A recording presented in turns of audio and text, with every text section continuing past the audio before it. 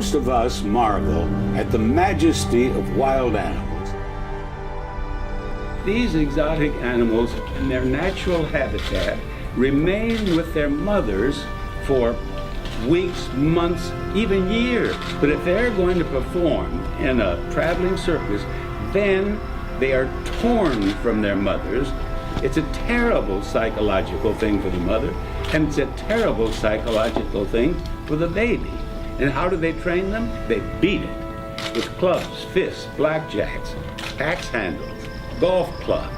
They shock it with all sorts of electric devices. They never know a day that is really pleasurable. And finally, after 20, 30, maybe even 40 years, they die. And that day that they die is probably the best day of their lives. Isn't that a horrible thought?